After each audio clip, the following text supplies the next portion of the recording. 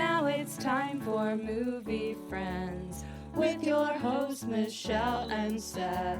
We're talking film without pretension.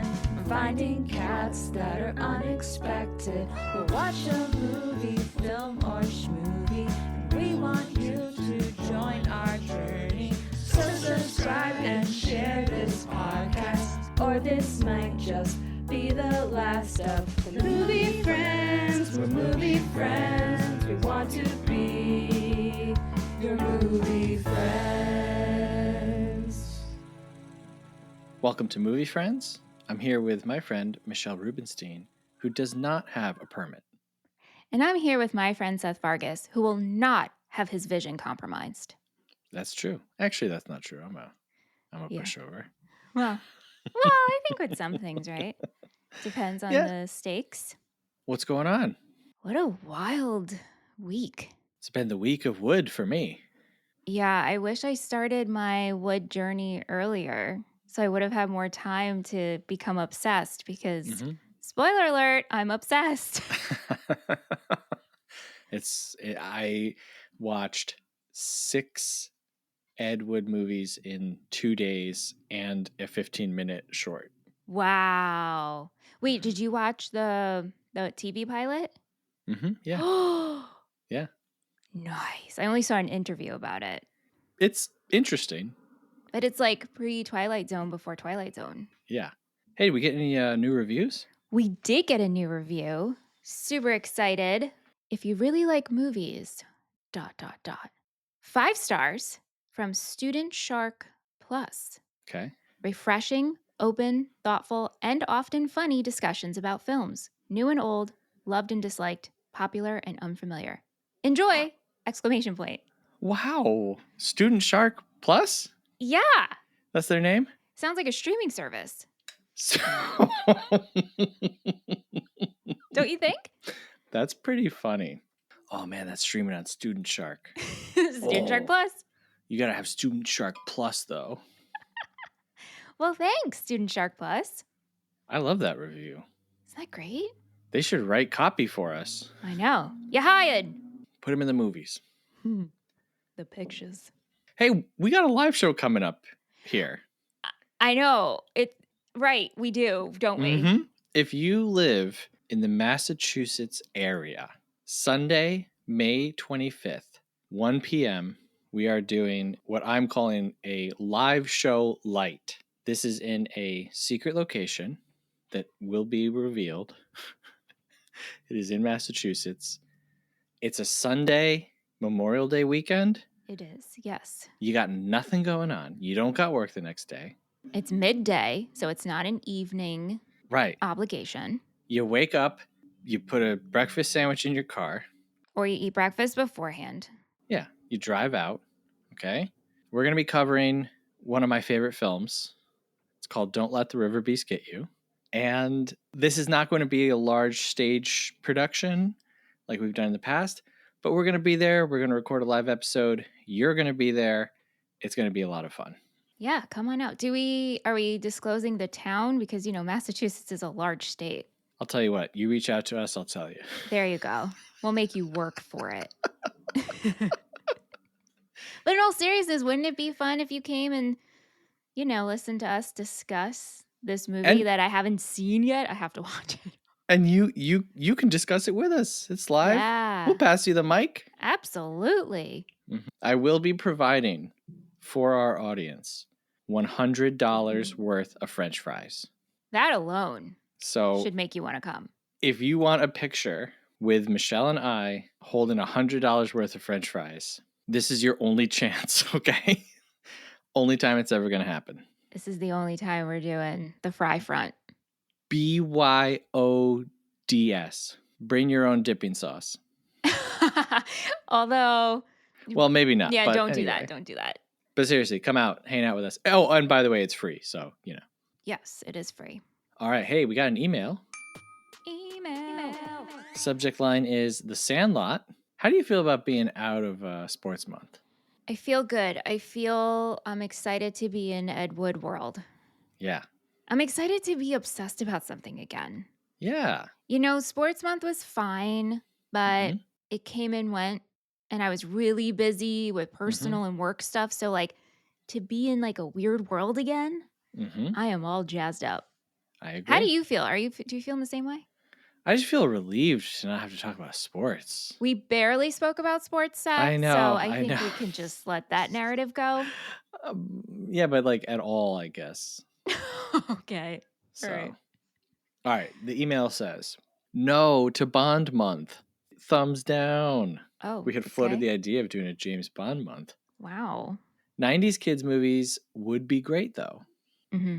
Mighty Ducks is a movie that I stand behind. I never really connected with The Sandlot, but did with Mighty Ducks because we played street hockey constantly. Outside of the pool scene, this movie's pretty wholesome. Mm-hmm. I agree. Yeah. P.S. The Ebert line is so funny to think of. We had read Roger Ebert in his review of The Sandlot said that when someone hit a line drive in the movie, he instinctively put his hand up to catch it. Yeah. Which is just pretty funny. PSS, "You're killing me, Smalls" might be my least favorite movie quote. Whoa. Maybe because it's so overused. It is overused. PSSS, please keep Babe Ruth voice in rotation. The Great Hambino. You got to go and listen to that episode. That might be the most insane accent I've ever done. And then PSSSS, doesn't Dead Poets Society have a narrator? We talked about how few films we've done have had narrators. I don't think Dead Poets has a narrator. I'm going to go ahead and say it does not. Yeah, I don't know. I don't remember. And that email is from Ben. Thank you, Ben. Always a pleasure to hear from you. Thank you, Ben. Thanks for listening to the episode. And no Bond, so Ben says it. Wow. If you think we should do Bond month, send us an email. moviefriendspodcast@gmail.com. Let us know what you thought about Ed Wood, The Great Hambino, all of it. All right, so before we get into our discussion on Ed Wood, we guess what the other person is going to rate the film. If either one of us are correct, we get to add a pickle to our pickle tally. And then at the end of the year, we have to give each other that amount of pickles. Okay, I don't know why I felt the need to write my guess for you so thickly, but I did. Because you feel so passionate about it? I don't know if I feel passionate, but I feel good. Good enough to be locked in. I'm also locked in. Okay, so as we already mentioned, today we are talking about Ed Wood from 1994, directed by Tim Burton, written by Scott Alexander and Larry Karaszewski, cinematography by Stefan Chapsky, composed by Howard Shore, edited by Chris Lebenson, costume design by Colleen Atwood, starring Johnny Depp, Martin Landau, Sarah Jessica Parker, Patricia Arquette, Bill Murray, Jeffrey Jones, George Steele, and Lisa Marie. Michelle, you want to read our summary? Sure. Hollywood, USA. Making movies is a very tough business. You need to be resourceful, like knowing where to steal a fake octopus from. You have to have a great group of collaborators, like a psychic or a Swedish wrestler. You have to write a script in 3 days and direct a scene while acting in it, all without a permit.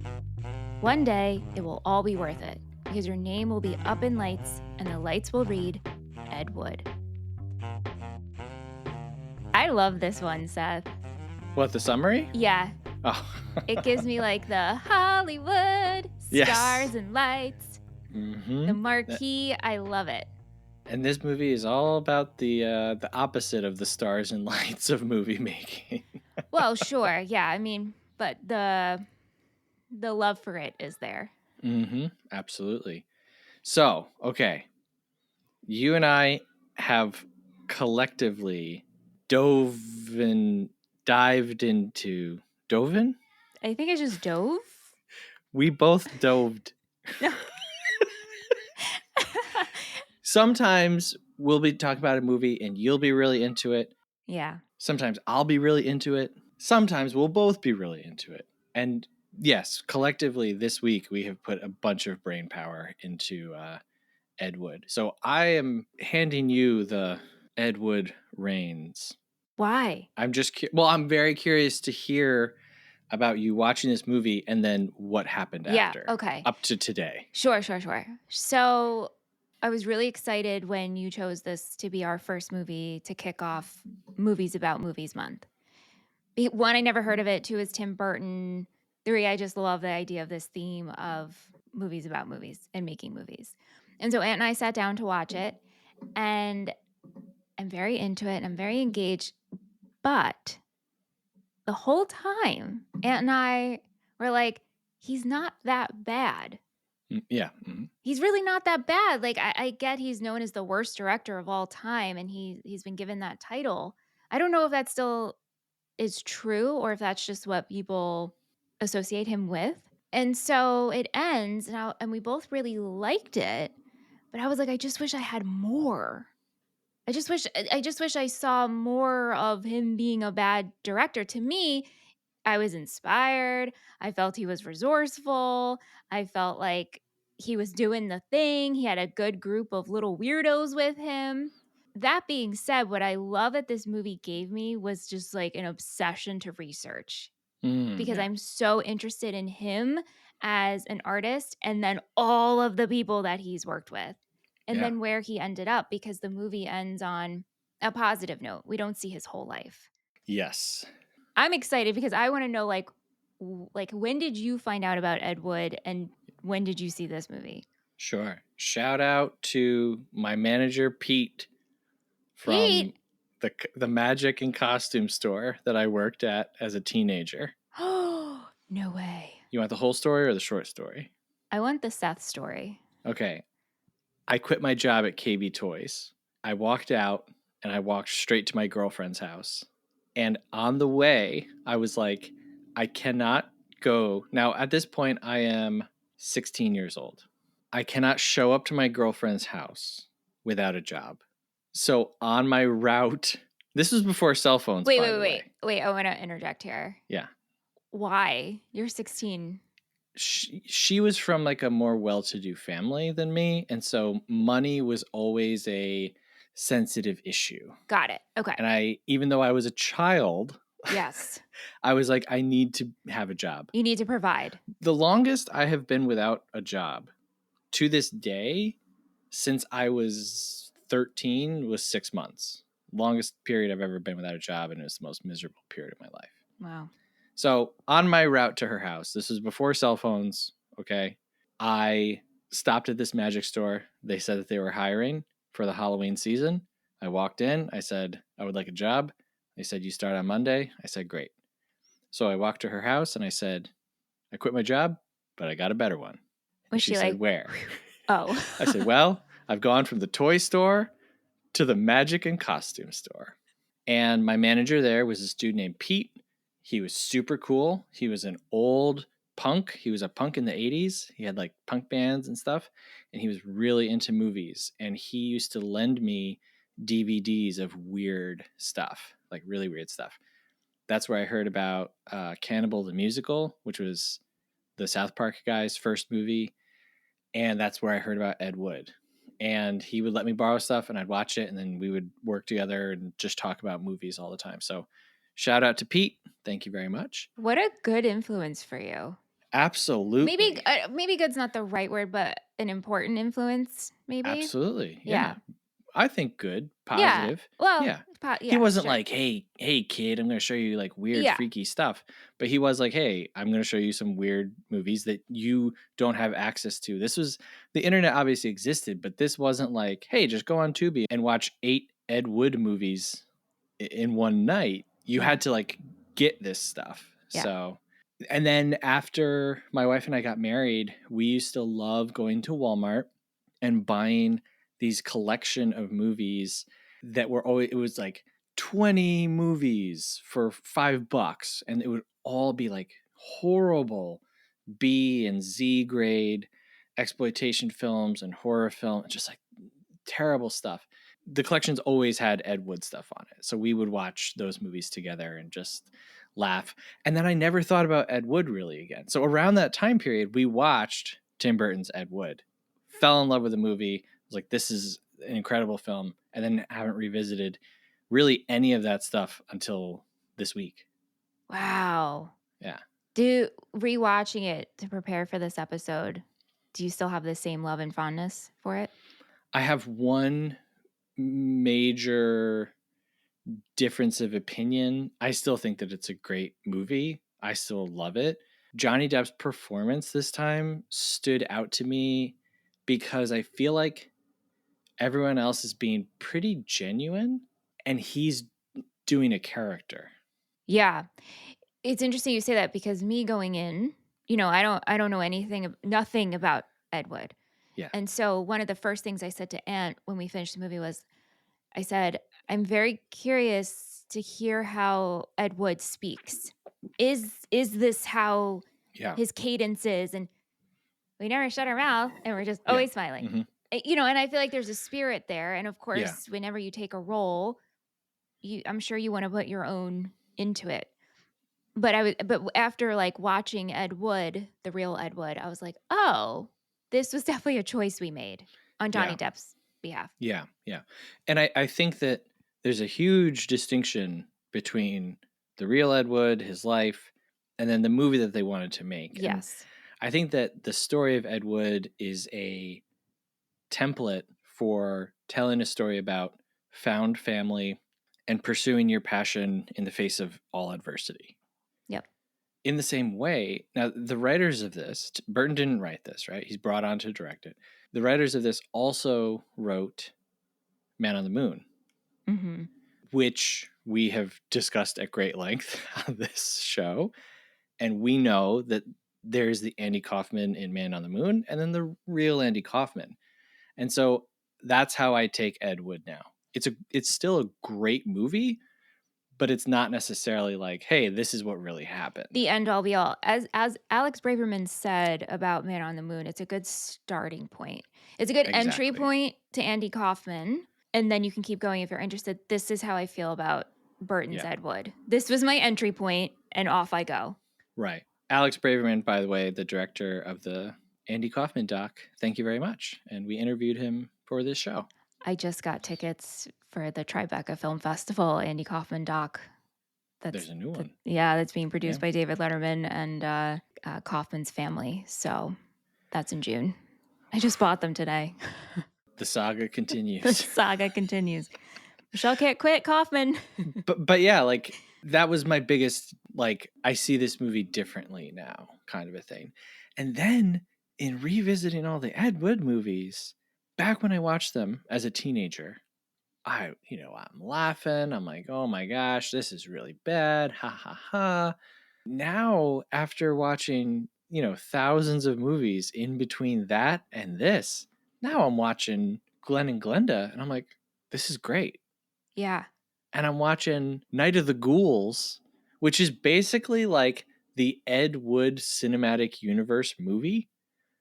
Like Lobo comes back from Plan 9. There's all these different characters.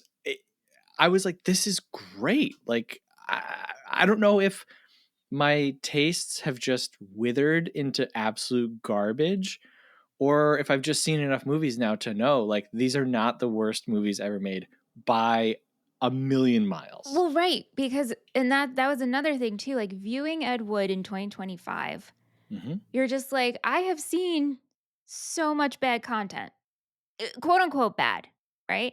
So like for him to be pinned as the worst director, I'm like, is he though? Right. It's just the more time goes on, then that spot can be filled by somebody else.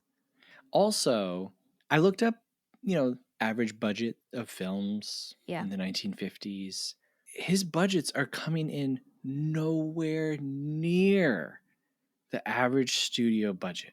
Nowhere near. Like, it'd be like us making a movie today for 30 grand, right? Yep. Well, actually, the math is more like, a few $100,000. But that's still nothing in comparison to studio films. So that was something that kind of informed my opinion of what I was seeing on screen. And like Wood has a very specific way of writing dialogue. I'm choosing to call it philosophical. Yeah. No, I agree on that. I mean, I feel like some of the parts, like I was watching Plan 9 today. I was finishing it up. And there was it's a little hard to follow as we talked about on the side, right? But there's some like deeper stuff in here. And I'm like, I get this bigger picture of what we're trying to say. And same thing in Glen or Glenda. That also, the writing there, I was like, oh, I get what we're putting down. When the aliens say, do you think aliens couldn't also think of God? What? Did you think that there were no other species around and you guys were the only ones? Mm-hmm. And this whole idea of like, hey, we did try to reach out to you. Yeah. By the way, folks, I'm sorry. Yeah. If this is your first time listening to Movie Friends, normally we really stick to the movie. But in this one, our heads are swirling. We're in a toilet swirly of Ed Wood. So this might be a little more free form than we normally do. But you know what? If you're tuning in to listen about Ed Wood, I'm under the assumption that you want to hear all Ed Wood talk. Yeah. Right? Like we're just having a Plus, I want to talk about it with you. Same. So and this is our show. that's what's gonna happen. Yeah. Oh my gosh. Okay. So I already said I watched 6 movies and a short, and you dove into Paul Marco. Paul Marco. Kelton the Cop. Tell me about this. Well, so watching Ed Wood, I noticed right off the bat Mike Casella. Of course. Who we've talked about. Max? Yeah. Oh my God, I wrote down Mike. My bad. Thank you for correcting me. Max, which we've talked about before. And so I'm like, who is this Paul Marco guy? And then you sent me an episode on Ed Wood that Will Sloan covered on his podcast. Mm-hmm. And he spoke about how he interviewed Paul Marco. Mm-hmm. And then I Googled that and ended up on Will Sloan's blog. And he had an interview with Paul Marco's nephew. And so then that I just thought it was so funny. And the biggest thing about Paul Marco is he was part of Ed Wood universe. He was in 3 of his films. He played like the comic relief, the cop. Mm-hmm. But he didn't really get big, but he was inspired to start his own fan club. And he was the president of his fan club. And he did some of the convention circuits. And I just found that so, I don't know, so funny, but also I love it so much. It's filled with heart. The Paul Marco of it all. I love it. I love the idea of being involved in your own fan club. I love being the president and wanting to create merchandise. Mm-hmm. Yeah. Yeah. Just based on being a cop in a few movies. It's pretty. Right. It's pretty awesome. You know, now with the internet, Paul Marco could have been on Cameo. Yeah. You know, there's all these outlets. And because you're connected to the whole world, you can reach hundreds or thousands or hundreds of thousands of people very, very quickly. But back in the day, he had to travel around to conventions and you know what I mean? Like, that's a lot of work. And when I was reading the interview that Will did with his nephew, he said he was just so passionate about his fan mail. Mm-hmm. Like he would respond to every letter. If people left him their phone numbers, he would call them. Wow. Just to answer their questions. That's via telephone. I'm astounding. I just love that so much to have that passion there. Yeah. It's very sweet. Yeah. Big shout out to Will Sloan. Among many accomplishments, of course, he was a guest on this show back in November. Mm-hmm. Talking about one of my favorite films, Magic Spot. I mean, look, Will Sloan, he is a podcasting giant. You know what I mean? It's just, he's the Ed Wood of podcasting. No, he's the Steven Spielberg of podcasting. And I listened to their episode on Ed Wood, which was back in 2016. It was the 25th episode that they had ever done on their podcast, Important Cinema Club, which if you don't listen to that show, definitely check it out. And it was so great to listen to, one, because Will loves Ed Wood and he just goes off on the episode talking about it. And then two, at the end of the episode, you know, they're just starting out. They talk about like wanting to receive emails and asking. And I was just like, wow, like what a great little time capsule, especially as I'm in this Ed Wood zone of like here is this hero of podcasting, Will Sloan. And look at where he started. You know? Mhm. Just Yeah. begging for emails, just like us. But I also wanted to bring up, Will wrote a book on Ed Wood that is coming out. I pre-ordered it. Did you pre-order it? I sure did. I Yes. pre-ordered it. Mm-hmm. It's called Ed Wood, Made in Hollywood, USA. It's coming out in June. You can pre-order it at orbooks.com. And I can't wait to read it, especially I'm so after excited. being in this headspace. Yeah, you can pre-order it. Hey, paperback, digital, whatever, man. Just buy this book, all right? Yeah, support Will. Yeah, why not? Yeah. Okay, so we should probably talk about the movie a little bit. Yeah. I already mentioned Johnny Depp.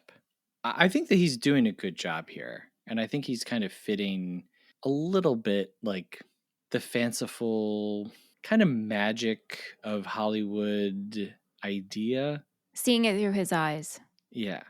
Yeah. This movie could have been incredibly depressing, Oh, for sure.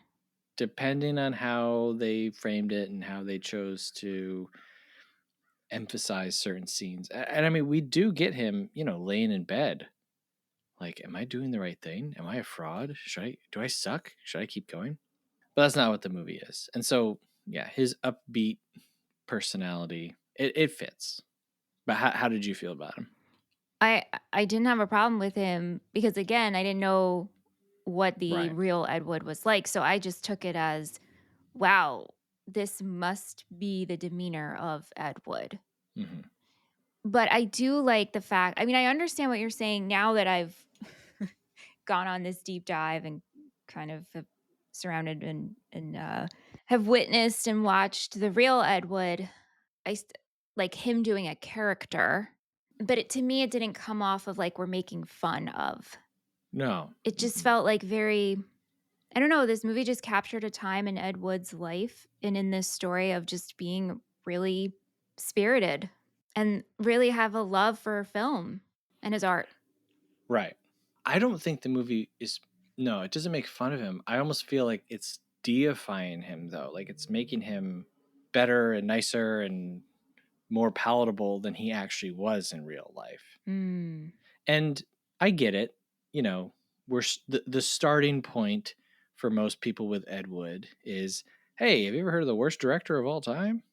So the writers and Burton are trying to pull him up out of that definition and make him something that people can get behind. And so in 1980, Harry and Michael Medved, they put out this book, the Golden Turkey Awards book.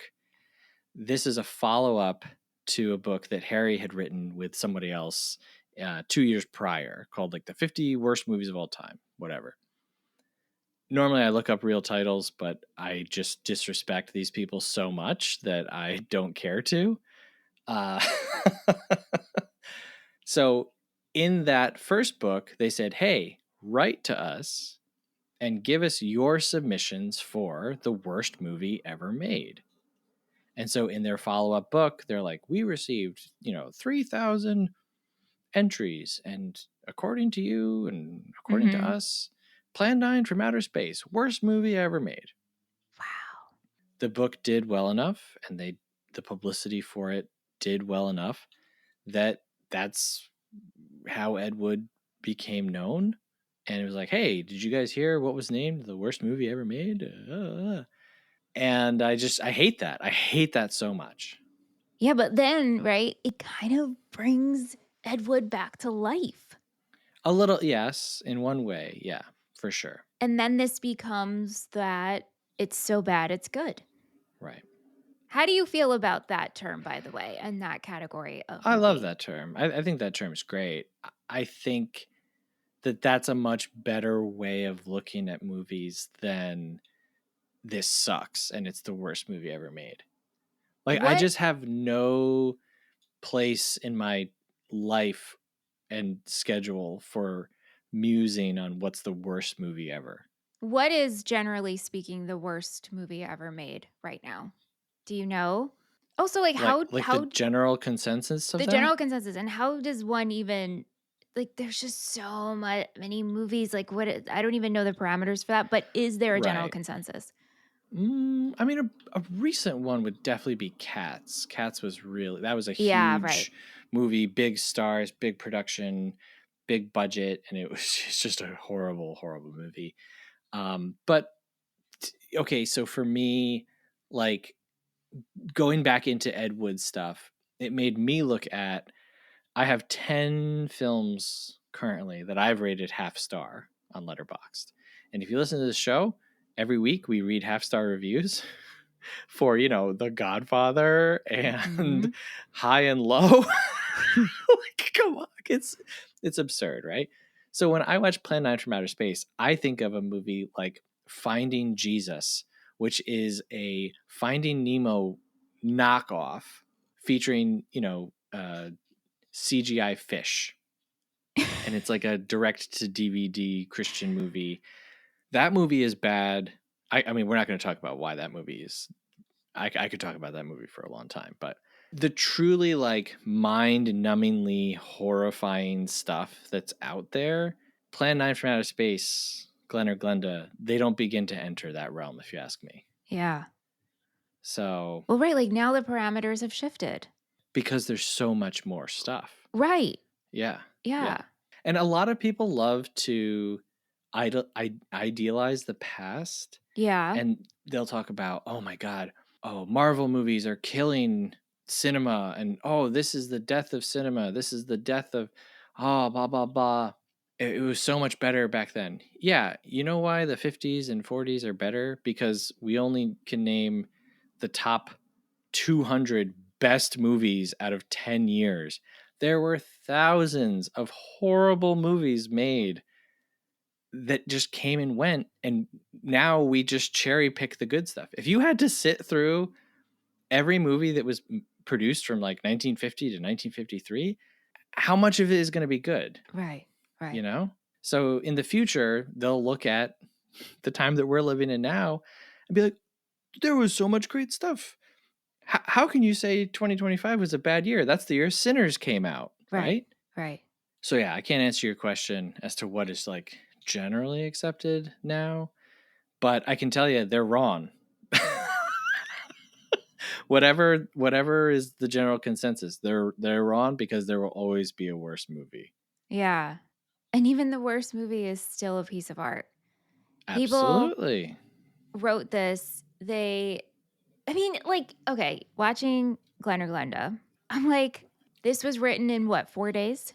4 days. Something like that, yeah. Even editing it together, where it feels like a collage, we're using stock footage. Like all of this to me is still blowing my mind. It takes me sometimes hours to edit an episode in 2025 with digital technology. Right. Yeah, and so when I see this, I'm just like, I can't even imagine or conceptualize how this was done in a timely manner. Right. It's all impressive to me. We're overlaying Bela Lugosi with the people walking under him and the buffalo. Looking down. Yeah, it's great. Glenn or Glenda, I think, was maybe the biggest shock for me this time around, because I just remember being like, what is this movie? It's like halfway between a medical movie and a drama. And this year, I randomly watched this movie called Test Tube Babies. It's from 1948. Come to find out, it's the same producer, George Weiss, who's in Ed Wood. He's the guy in the office surrounded by cans of stuff, movies titled like Chained Girls and whatever. Just producing just schlock and trash, basically. Anything that he can, turn around quickly. Shocking titles, right? Yeah. And so Ed Wood gets his start because of a real life news story, Christine Jorgensen, right? And a producer is like, hey, people are talking about this news story. It's exciting. It's tantalizing. It will be an opportunity to like grab people with this thing that's like in the zeitgeist. And if we can produce it for 40 grand, we can make a ton of money, right? It's like how SVU puts out episode of the week based on something that's happening right now, right? you got to remember too, Test Tube Babies was 1948. Glen or Glenda's 1954, I believe. From the end of the 40s to the end of the 50s, the average home went from no TV to suddenly like everybody had a TV. But before that, you went to the movies. The movies played newsreels, right? They played serials. They played all of this different stuff. The theater was like a cultural hub for your community. And then with the popularity of like drive-ins, nobody could even see, you could just pull up your car. You didn't have to get out and you could watch all this stuff.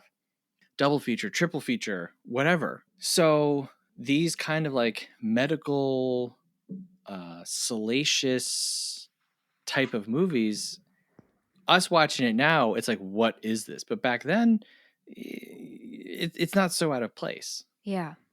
And I thought that it was good. Yeah.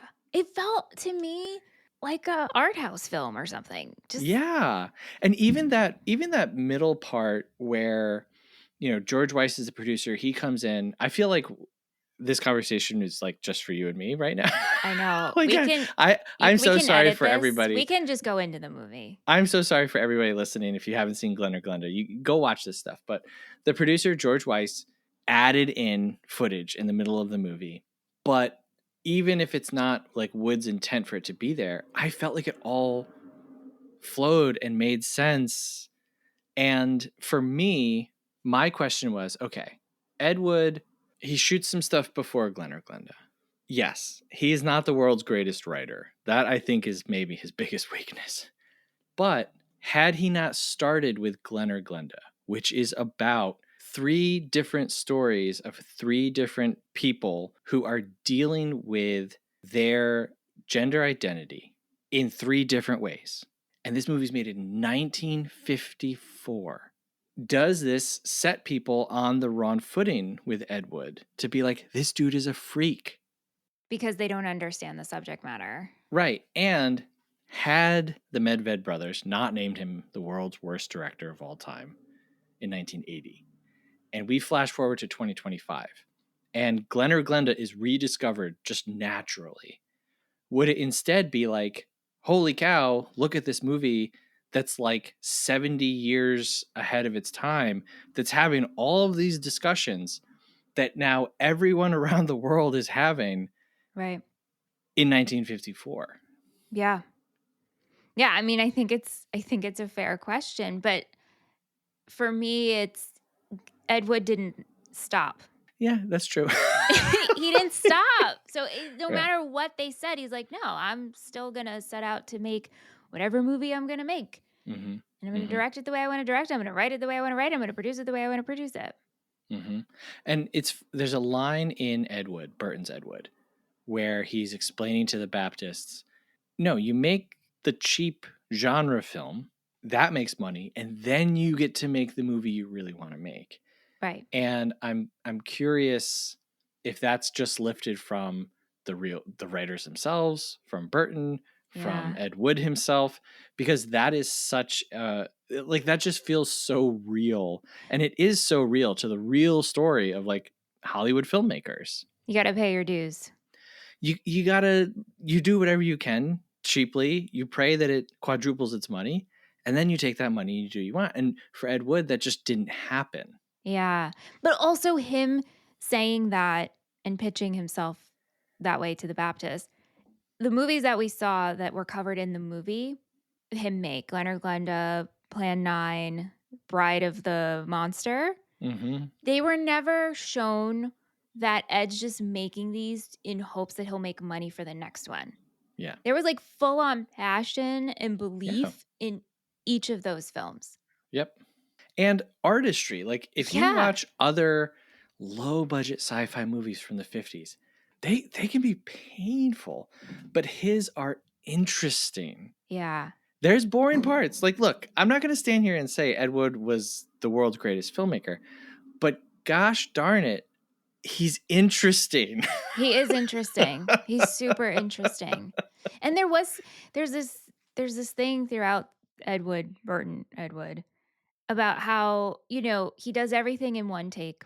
Yeah. There's a lot of things where, like, the tombstones get knocked down Yeah. Mhm. in Plan 9. We're going from night and day, back and Sure. forth. And he's just like, the audience will believe in the disbelief. Yeah. And that's okay. And I think there is something to be said about that. Yeah. If you try to make something perfect the first time, you will never make anything. Yeah. And that's all there is to it. And that's why film is such a collaborative effort, because you need everybody to be giving 90%, and that comes together to make something great.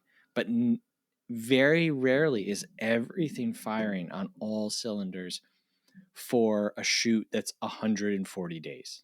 Now, let me You know what ask. I'm saying? Yeah. Like, that's just not realistic. And if it wasn't, you fix it in post. But still, something has to be recorded. Like, when you're there, it's like, we just have to record this thing. We can't stop the entire world Yeah. and stop a production crew of 100 people and say, you guys sit over there for 6 hours while we figure out this teeny tiny detail. Yeah. The way Ed Wood works was it always that he did everything in one take? That I don't know. Because even that, right? Watching his movies and even watching Ed Wood, I'm like, wow, everybody's pretty much nailing this on the first take. Yeah. And they're like, oh, don't you want to like change his direction? But I'm like, they got their lines out. I think about me trying to record like a 30-second reel or like trying to do an ad for a podcast. It takes me like 5,000 takes. Right. And that's the fun thing about, Depp's Wood is confidence. Yes. Why would you shoot the same thing 5 times? Well, because you want options, you want cover, you want safety, right? Yeah. security, you're nervous. He's like, no, we got it. It's good. Everything. That was great. Yeah. That was great. I'm happy to be here. That was great.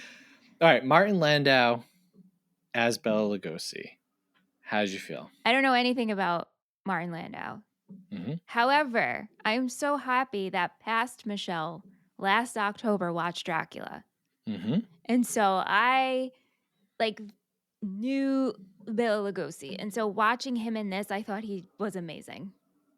Pretty great, right? Yeah. And whether or not we're taking liberties and exaggerating the story, I just love the friendship and the love story between Ed and Bella in this movie. It's very heartwarming, and I think it's the kind of hope that every creative person wants as a two-way street all at the same time. And I'll explain what I mean. For a young person starting out directing, you would hope that one of your childhood heroes would be involved and be your friend. Likewise, you would hope that at the end of your life, someone will appreciate your work and include you. Absolutely. And also just be there outside of work. Mm-hmm. Show up for you. Take you to the doctor if needed. Mm-hmm. Take care of your dogs when you pass. Yeah. That not everybody has that.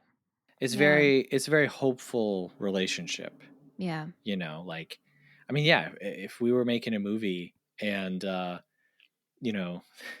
actors from Miami Connection wanted to be in it, wouldn't you like pee yourself? Oh my God. You know what I'm saying? I'm so happy. Yes. They could teach you how to somersault, Seth. Oh, absolutely. Yeah, like YK Kim. You, Michelle, run into YK Kim and you're like, are you YK Kim? Do you want to be in my movie? And he was like, yeah. Right? Like, yeah. Be the best day of your life. Yeah. So I love that the movie is kind of like a secret backdoor biopic of Bela Lugosi as well. Yeah. Like, we're really given a lot of time. This is a whole big, wild, zany cast of characters, but we're primarily focusing on this relationship between Ed and Bella. Did you feel, because I've now that I've read a couple of different things, that Ed's relationship with Bella was exploitive? Oh, it's totally possible. That's the thing. Like I said, this movie is like, Edward was a great guy.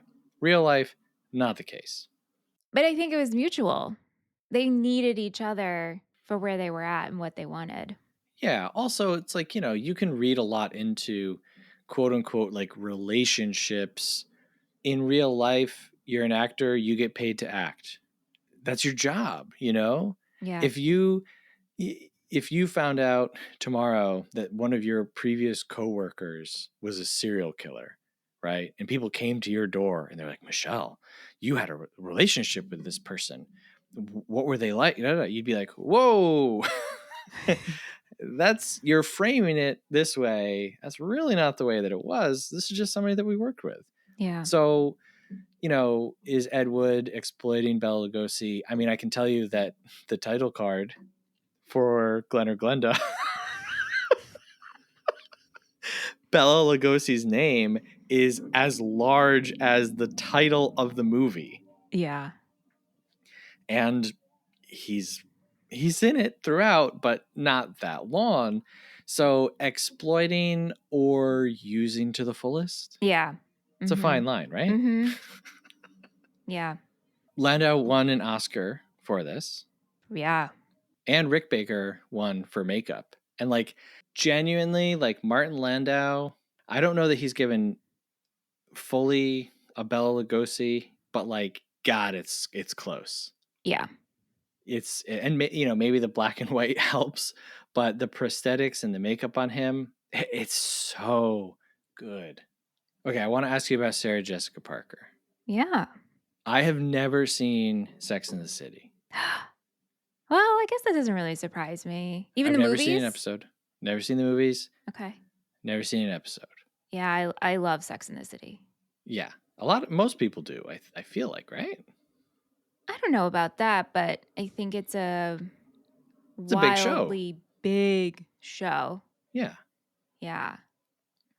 So to me, SJP is Hocus Pocus, The Family Stone, even Flight of the Navigator, a kids movie that I loved that she was in. And a few other things like here and there, but she's not like someone who's really on my radar. I love her in this movie. Really? If it wasn't for Martin Landau, Sarah Jessica Parker would be my like highlight MVP, whatever. I'm obsessed with her in this movie.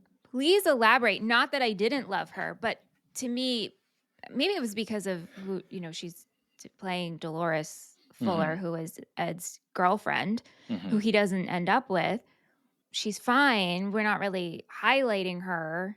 It's not her story. So please elaborate of why she was your favorite next to I just Martin's find character. everything that she does to be believable. I don't think that she's overacting. I think she's really funny.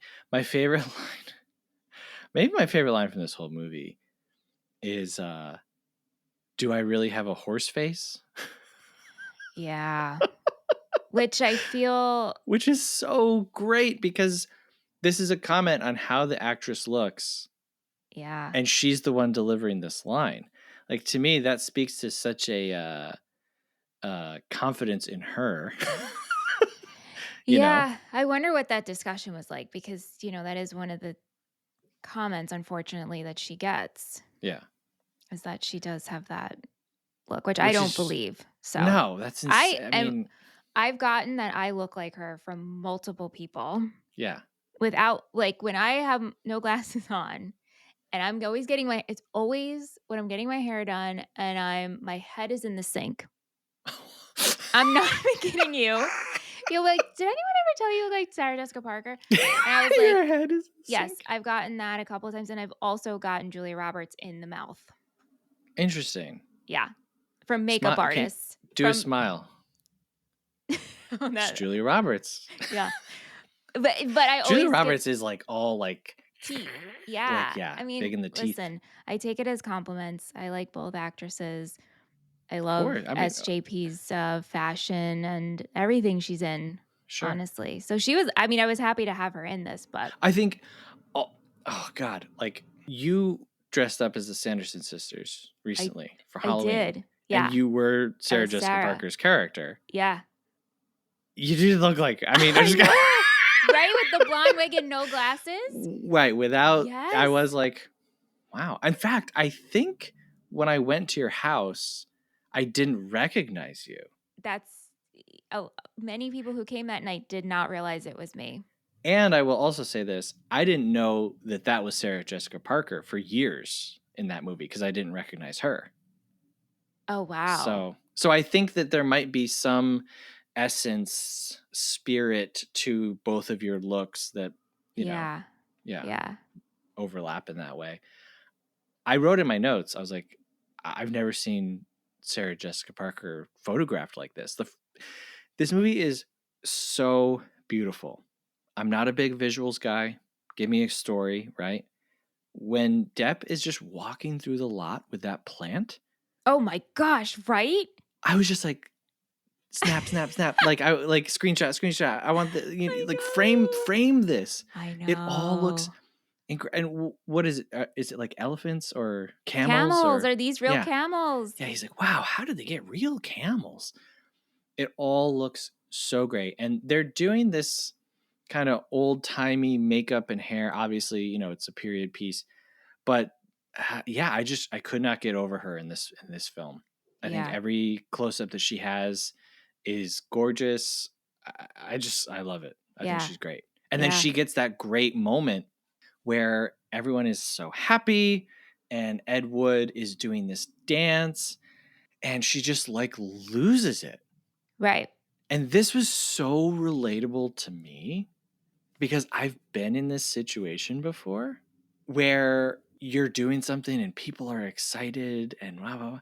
And it's like there's this one person who just isn't on the same like happy, tired wavelength as everybody else.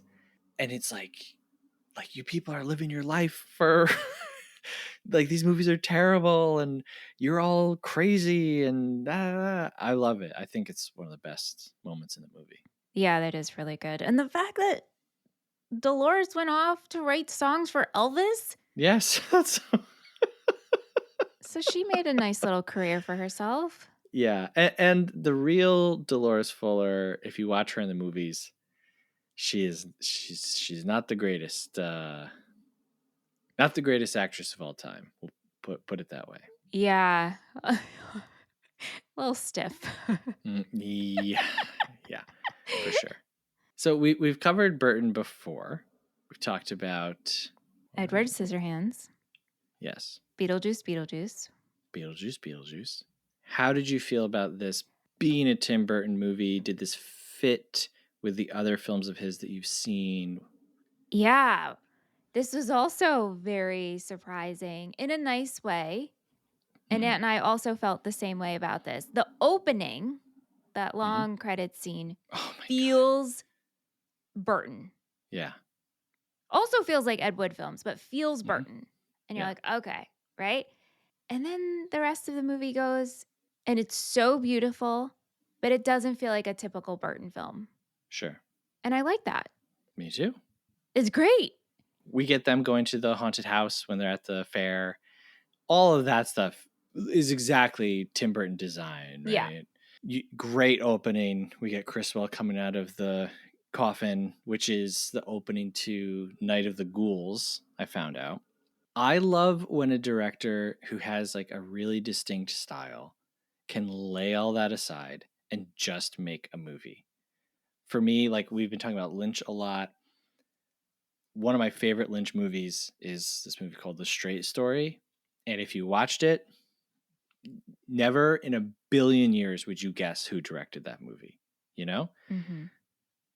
And I like that someone can lay aside their style and say, hey, I'm not just this style. Like, Tim Burton isn't a good storyteller just because you've got the gothic imagery and the quirky character. I mean, this has quirky characters for sure, but he's not just that. Like, I love when a director shows off in this way. Yeah. And the story and these quirky characters feel Burton without it looking Burton. Right. Yeah. Yeah. I mean, he doesn't have to dress anyone up to be larger than life because they already are. In real life, this is who they were. Right. It's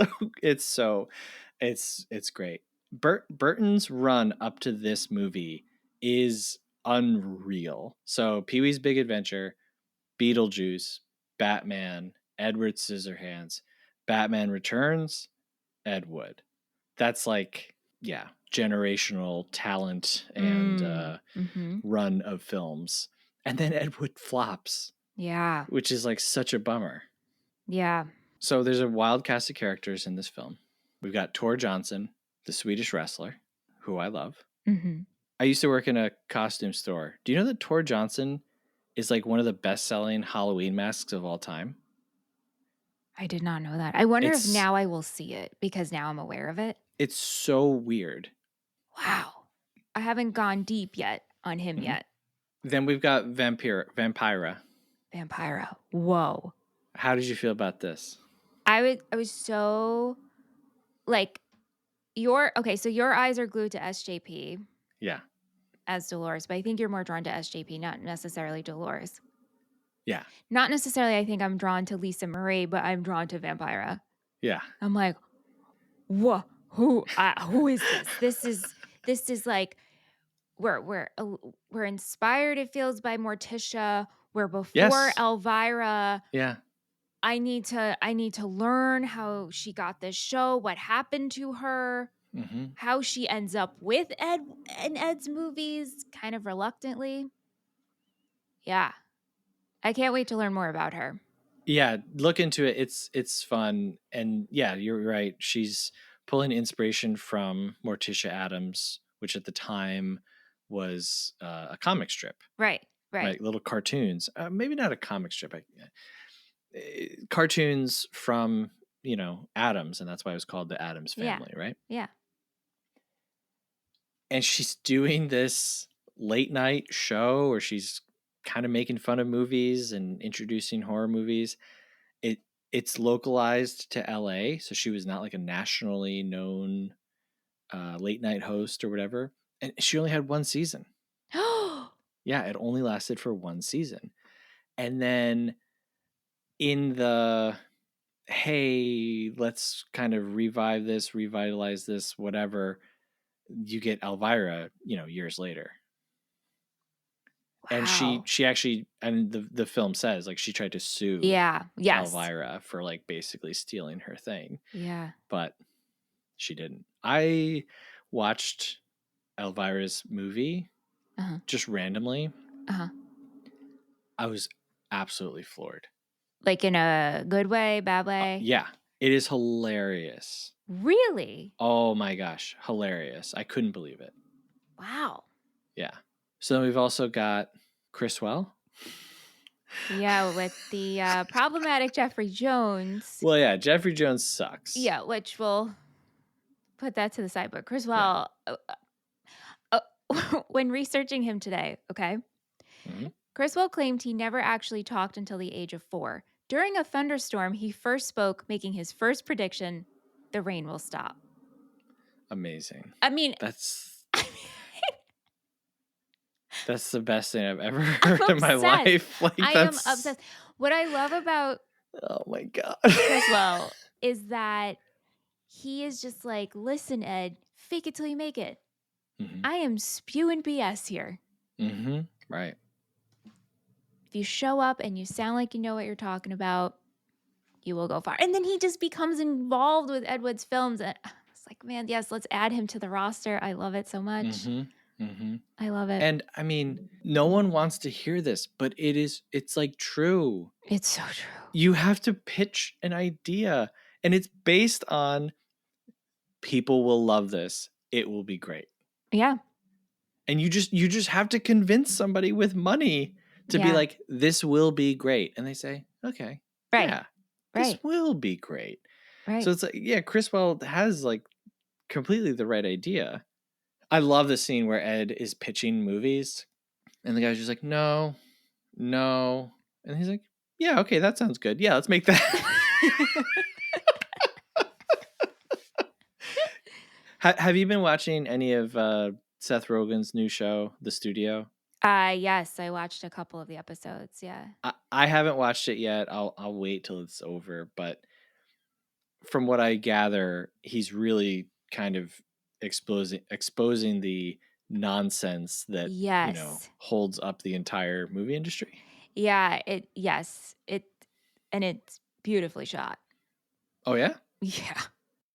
You should, though. You'll have to see the episode. I think it's episode 2. It's titled "The Oneer." Oh, okay. Yeah, it's real good. We do love oneers. We do love oneers. Bill Murray, small role, Bunny. which is kind of it's interesting. It is because he's a interesting. huge star, and it's like he's just going, yeah, I'll pop in a few times. Yeah. How'd you feel about him? Well, I felt the same when I looked up the cast in this movie before watching. I was like, oh, Bill Murray's in this. It's going to be, Bill Murraying in it, and not, if you know what I mean, right? No, I know. I do know what you mean. Yeah, but not at all. Playing this character, Bunny Breckenridge. Yeah. Which, as I was reading, he is the one who introduced Ed to Paul Marco. Yes. And was also friends with Criswell. So, yeah, I'm also very fascinated by him. And I feel like you're just getting a little taste of what Bunny was putting out there. Mm-hmm. He wanted to go through with a sex change. Yep. And was looking to do it in Mexico. And then when they're at the wrestling match where they discover Tor, he's like, yeah. And then his doctor got into an accident? I thought his husband. Or his husband got yes. Yeah. And then he just never went through with it. Bunny also has one of the great lines of the film. Ed stumbles into financing through the oh my gosh, Baptist Church of Beverly Hills. Yes. And before they will proceed with funding Plan 9 from Outer Space, which was originally titled Grave Robbers from Outer Space, which is a better title, I gotta say. Yeah. More shocking, They have to all get baptized, and Bill Murray goes into the pool and they say, "Do you reject Satan and all of his evils?" And he says, "Sure." I love that so much. It was so that delivery. So great. Yeah. And then they're on set and they're complaining about this, that, and the other, and he's like, "You don't know filmmaking, like, please, like." And he says, "Filmmaking is not about tiny details; it's about the big picture." And I feel like we've just lost that in an age where every frame is screenshotted and scrutinized, and everything is about continuity and plot holes. You know what I mean? Like, we've lost sight of the big picture because all we can see are the details. And I just hate that. And then the Baptists are driving him nuts. So he goes to the bar and he meets Orson Welles.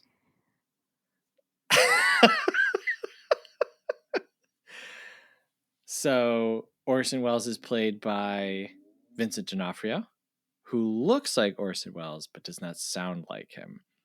And so, in like the worst overdubbing of all time, maybe, they get the dude from Pinky and the Brain.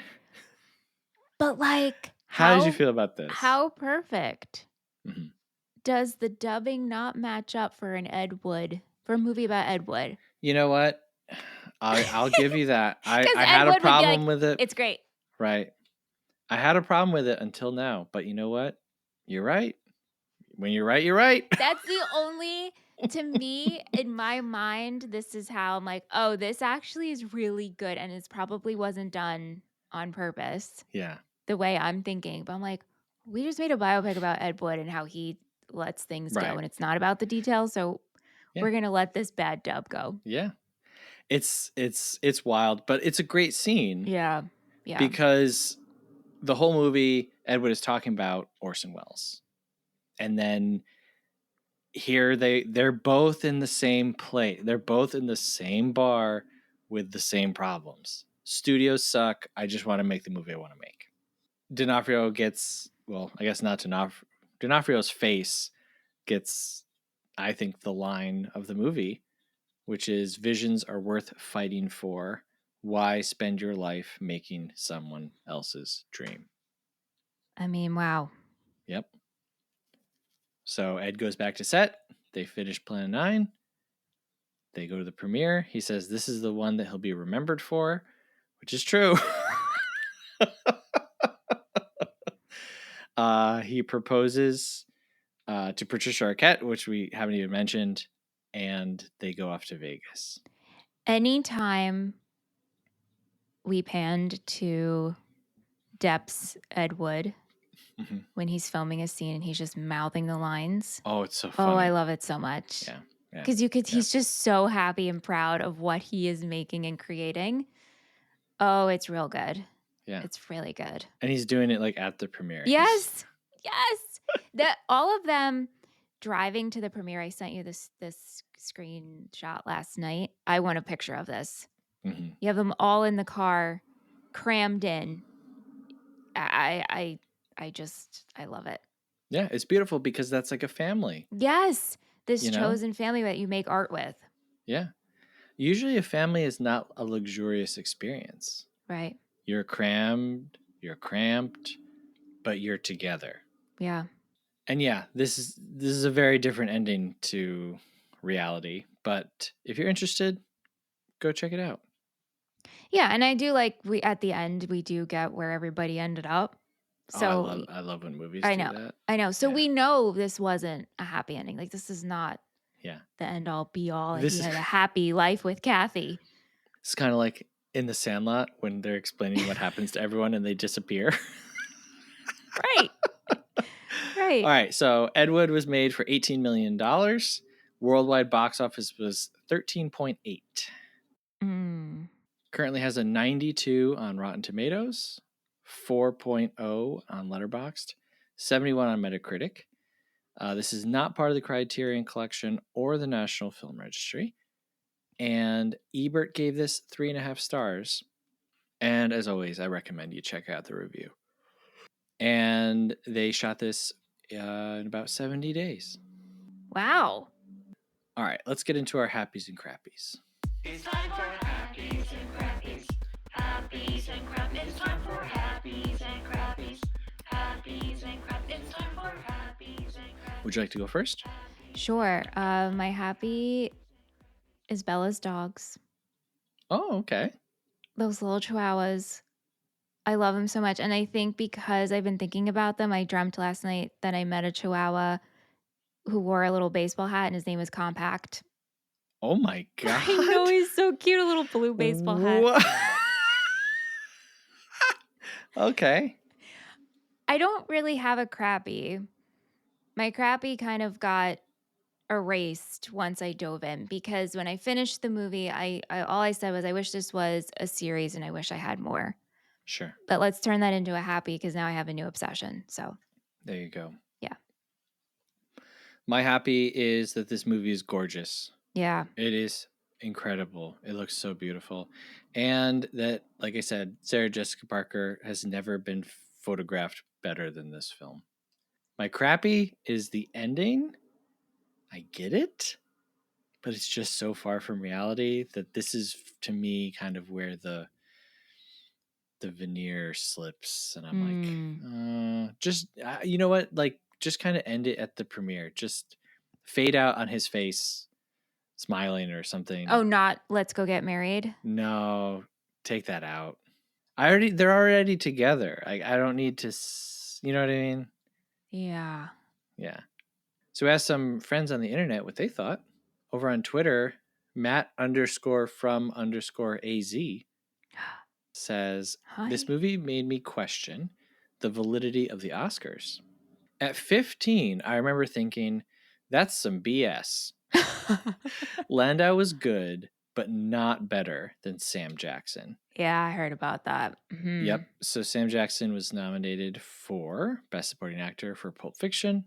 Landau ends up winning. And a lot of people, including Sam Jackson, yes, have never let it go. And I don't know how you feel. This is a hard one for me to answer who's better. because obviously more people have seen Pulp Fiction. Sam Jackson in that movie is really incredible. I just feel like Martin Landau is like also incredible in this. And like transformative. It's hard. This is hard Yeah. for me. I can't outright say one or the other. Yeah. But I always like an underdog, you know, because like Sam Jackson was probably the obvious choice. And then for Landau to win, I'm like, oh, well, I'm always going to choose that. Right. Yeah. But I do like that this made a 15-year-old realize that the Oscars are nonsense. Mm-hmm. More people should realize that. Mm-hmm. Good friend Newman, host of the Movies for Days podcast at Movies Days, just gives a quote from Bill Murray. Enough is enough. Goodbye, penis.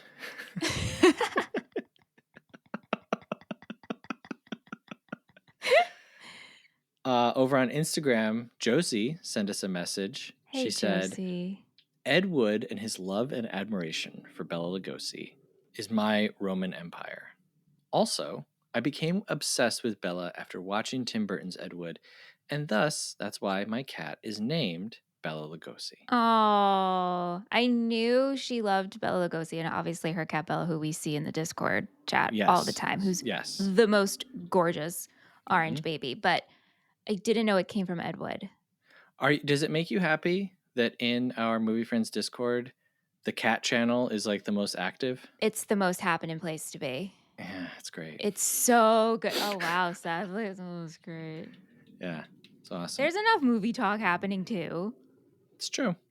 Mr. Rewatchability 69 on Instagram. Hello. Wow. Says, it's fantastic, quirky, yet full of depth and heart. Depth? Depth. And I agree. So there's some people that we do know. Now let's go to a segment of the show where we hear from people that we don't know. It's called Half Star, 3 Star, 5 Star. Half Star, 3 Star, 5 Star.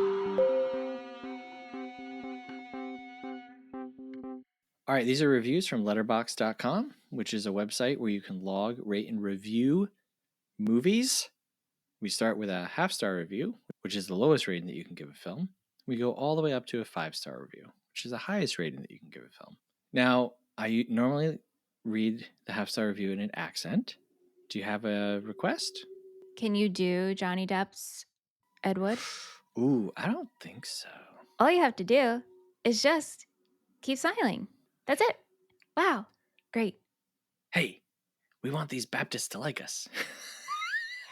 No, that's not good. Can you do a Bela Lugosi? Pull the strings. Pull the strings. I feel like at any time, like Dracula. Oh, and the hand. I love that when you have to be double jointed. I do love that when he's doing the hand thing. He's like, gee, Bella, how do you do that? It's like, how do you do? But Bella's supposed to be like double jointed. Yeah. Also, I don't want to backtrack, but I do have to mention when they're on the couch together when Ed is in Bella's house and Bella gets up because he has to take his medication, the shadow work. Yeah. It's so good. Also, Howard Shore does the score for this, which I love. Lots of theremin. And whenever there's like a, oh no, Bela Lugosi moment, they put in the Dracula theme. Yes.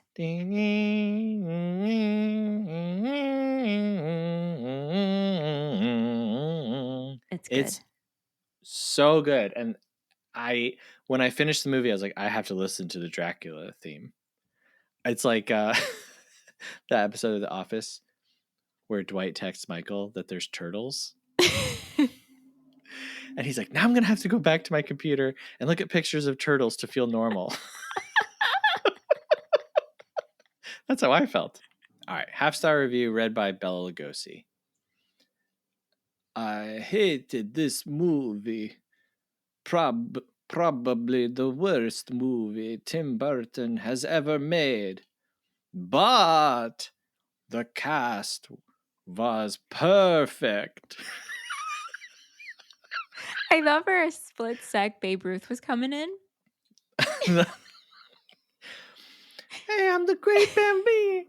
I hated this movie. No, so I pulled this one. Probably the worst movie, but the cast was perfect. So how is this the worst movie? Right.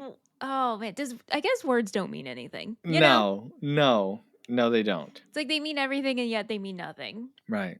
Yeah. Just imagine sitting there watching this, be like, this is the worst. I'm gonna rate this the lowest you can possibly rate a movie. But the cast is perfect. They did a good job on the cast, so, right. you know. Yeah. 3-star review says, a charming piece of outsider artist sympathy. The real Ed Wood is a bit of a monster, which hurts this movie retrospectively, but it does stand as one of Burton's more mature, steady-handed works. Unfortunately, that's not the Burton I love. 3 stars. Wow. I know, I'm throwing curveballs here, right? So you don't want Burton to be mature and steady-handed. You're complimenting him for that, but that's not the Yeah. Burton you love. Right. So in other words, like maybe they would have said, oh, this is a 5-star movie, but it's not what they're looking for. All right. 5-star review starts out with a quote, which I've already quoted. Shh, we need these Baptists to like us. A love letter to its subject and an ode to found family. Tim Burton handles Ed Wood, shamefully dubbed the worst director of all time, with care and doesn't treat him as the joke. Instead, he praises his ability to see possibility in anything or anybody. This is one for the outcasts. Stay weird, my friends. Very nice. I wanted to ask you this question that I didn't get to, and I'll just ask it really quickly. Why are we like outside people? Expand, please. Wait, are you talking about a collective we or me and you or you? You and me. Yeah, okay. Like, have you ever stopped to think, like, why do I love Miami Connection? All the time. Why do I love the Matt Farley stuff? Why do I love the Ed Wood stuff? Why Andy what is it about us? I don't know. Is it that we feel weird, and so when someone who's weird excels, we're like, oh, I could excel too?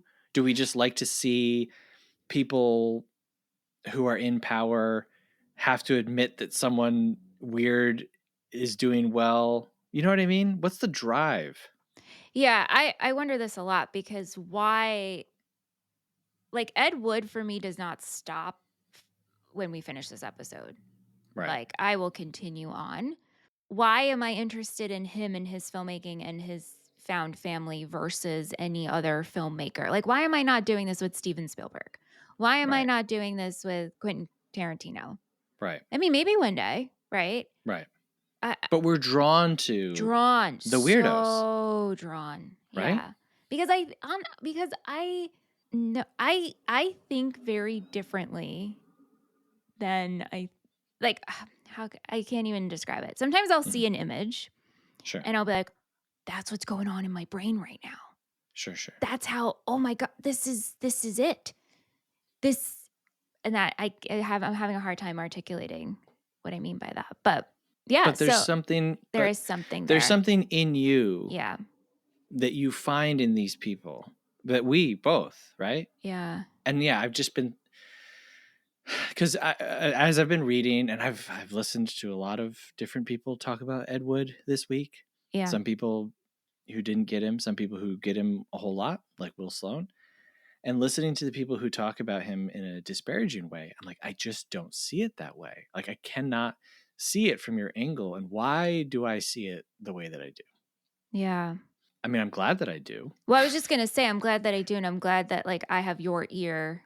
Yeah. Because there's no one else who's going to engage. Aunt will. Yeah. And Aunt really enjoys Andy Kaufman too. So that's good. But yeah, no one else can I be like, okay, so I just found this thing. Like, no joke. This morning I have my robe on. I have a cup of coffee. I have my laptop open. I'm reading about Will Sloan's article, and I have Niles purring on my lap, and I was like, I am so happy right now.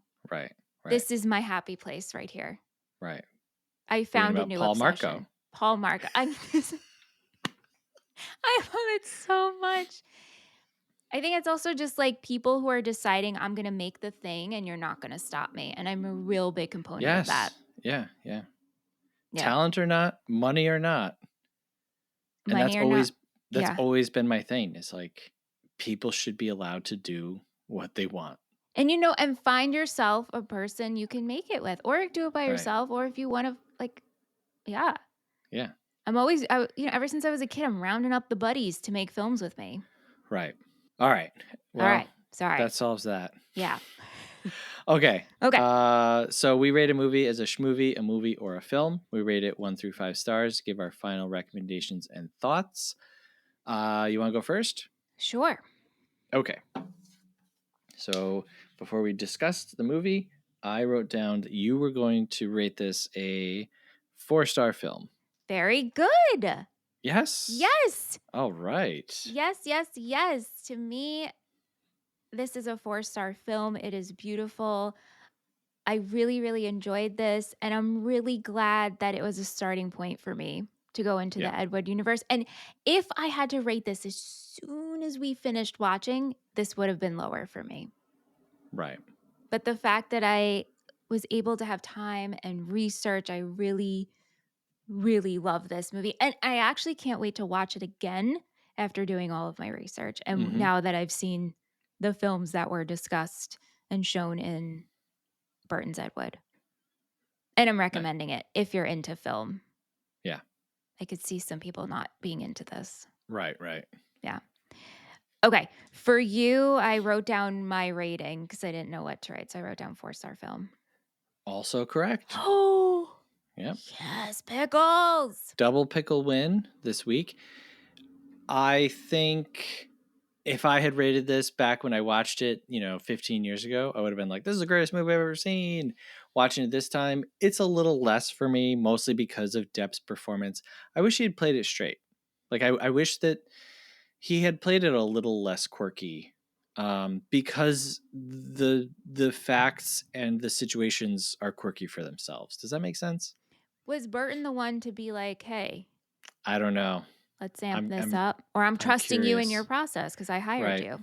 I feel like this is a really beautiful story, like I said, about the two-way street of hopefulness with an artist's life and legacy, and also found family. Of course, being yourself, whatever, all of that stuff. It doesn't need to be zany at the same time. I definitely recommend this. I think I'm so close to saying that this is Burton's best movie. If not, it's 100% in the top 3 for me. And what are the other 2 for you? I mean, Pee-wee's Big Adventure. Yeah, sure. It's just one of the best comedies of all time. Yeah. And then probably I would give it to Edward Scissorhands. I've never been a big Beetlejuice guy. I love Beetlejuice. I just think that Edward Scissorhands is like, it's great. And you should, if you're listening to this, go listen to our episode on it. Okay. Does Ed Wood pass the Seth Shell test? The Seth Shell test is our spin on the Bechdel test, and it is as follows. This movie must contain something tangible that is impressive, whether choreography, production design, or practical effect, and it must have a runtime that is justified by its content. I am a yes on both of these. Practically speaking, the prosthetics on Martin Landau are incredible. I honestly can't even really tell that there's a whole lot going on there. He just looks like an old man. And then I love all the stuff with the octopus. I almost like tear up when Bella is in the water and like he's just complaining, and then they call action, and he just like dives backwards into the octopus and starts going with it. I was like, this is the best thing I've ever seen. So, and yeah, I don't think it's too long. I think it's great. What about you? Agree. This is a yes and yes for me. If you go and watch a compilation of the shots to match the actual film shots that they're recreating, it's so spot on and beautiful. That alone to me wins this test for me. Yeah. Hey, if we win your test and you liked listening to us talk, we'd love it if you give us a rating and a review. Be like Shark School Plus. What was What was the name? Student Shark. Okay. Student Shark. Be like Student Shark Plus. Come on, man. Give us a rating and a review. Thank you, Student Shark Plus. Yes. Also, we'd love it if you'd send us an email. Let us know what you're doing. Summer's coming up. Come on. What are you doing? What are your plans? You writing a movie? Let us know. Can I actually put out a call to action? Of course. I'm planning a trip to Iceland in October. Mm-hmm. So I would love if any of our listeners have traveled to Iceland and if you have good recommendations. We're going to do the South Coast. Please let us know. Thank you. You can also support the show, patreon.com/moviefriendspodcast. $5 a month gets you access to, honestly, so much stuff that I'm tired of listing it on the show. Okay? I'll give you the highlights. Ad-free episodes, patron-only Discord, where there's a whole cat channel. You get to vote on movies every single month. Every month, we do an episode based on the patron votes. And then once a quarter, we do an entire month theme. I don't know any other show that does this. I just got to say. So much power. Throw it out there, okay? You also get added to Michelle's Inner Circle, where you get to decode the secret message at the end of every main Movie Friends episode. It's $5 a month. You will not even miss it. I promise you. Okay? And you get to support an independent show. And guess what? You know what we do with that money? We're not eating hot dogs and We're pineapple. definitely not eating hot dogs and pineapple. Why when I went to decadent lavish wastes of money, why did I go to pineapple and hot dogs? But you know what? We ain't doing either of those things, okay? We need another food video, Seth. Let's eat that. Ooh, I could make, yours would have to be a veggie dog, but I could make a slammin' pineapple hot dog. Definitely. Is this a thing? It will be. But it sounds like it would be really good, actually. It will be a thing when you sign up. Let's get those pineapple dogs. That's right. All right. Next week we are Next week we are continuing. What are we calling this? May-tinee Movies? Matinee? May-tinee? Matinee May? Matinee May? Sure, whatever. Movies about movies. We are continuing next week with my pick. And I struggled with this one. Why? I felt like this was locked in. This has been locked in for years. I've wanted to talk about this movie for years. Yeah, I know. And then as I was driving today, I was like, I'm going to do a hard pivot. Like a hard pivot. And then I decided against it. Oh my gosh. What? This was like breaking news for a second and now it's not. I know. All right. So my pick, next week's film is Cinema Paradiso from 1988, directed by Giuseppe Tornatore. 155 minutes, currently streaming on Pluto TV. You've been talking about this. This has been on your list of movies that we're going to cover since we started this show. This almost got done in January of 22? No, 23 is when we started, yeah. 23? I don't know anything about this, except I know you love it. And I don't really want to say anything about it. The only thing that I will say is Ed Wood is about making movies. Cinema Paradiso is about every aspect of movies. Okay. So you're gonna get all of it. Okay. All right. Well, hey, Ed Wood. I don't know if this episode will be any good, but I know this was a fun experience, right? This was not a great episode, like not our greatest. However, I'm super happy selfishly because like I have just new source material to spend my downtime looking into. Yeah. Wow. It's like I have life again. Yeah. And for me, who has been on this like movie journey with you, whenever these little spikes, happen, it's like, oh, this is like what it's all about. Yeah. Like literally, it's like, yes, like for someone to connect with a film and a person, this is. Yeah. So thank you. Thanks, Michelle. Thank you, Seth. And hey, thank you very much for listening. And remember, folks, visions are worth fighting for. Why spend your life making someone else's dreams? Till next week, thank you very much for listening. Have a good one. Movie Friends is produced by Seth Vargas and Michelle Rubenstein. Theme music by Jean-Marie Vargas. Visit us at our website, moviefriendspodcast.com, and please subscribe and rate our show wherever you are listening. You can support Movie Friends at patreon.com/moviefriendspodcast. Thanks for listening.